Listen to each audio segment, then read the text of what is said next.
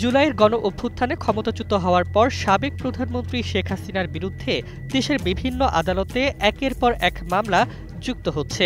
ইতোমধ্যেই তার নামে মোট ৫৮৭টি নতুন মামলা নথিভুক্ত হয়েছে, যার অধিকাংশই অপহরণ, হত্যাচেষ্টা, পরিকল্পিত সহিংসতা, নাশকতা ও হুকুমদাতা হিসেবে অভিযুক্তকরণ সংক্রান্ত।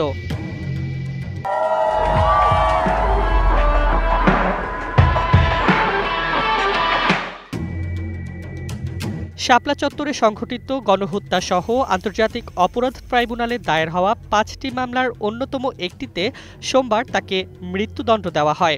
পাশাপাশি দুর্নীতি দমন কমিশনের ৬টি মামলাসহ মোট ৬৮৬টি মামলা মোকাবেলা করতে হবে তাকে।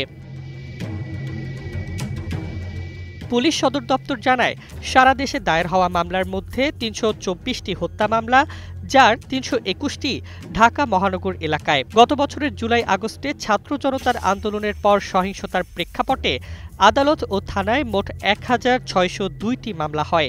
এর মধ্যে ৫৯৯টি হত্যা, বাকিগুলো হামলা, অগ্নিসংযোগ, লুটপাট, ভয়ভীতি প্রদর্শন সহ নানা অভিযোগে।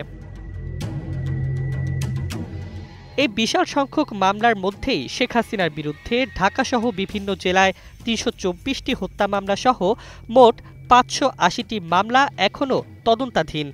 এছাড়া আদালত অবমাননার অভিযোগে আন্তর্জাতিক অপরাধ ট্রাইব্যুনাল তাকে গত ২ জুলাই ৬ মাসের কারাদণ্ড দেন।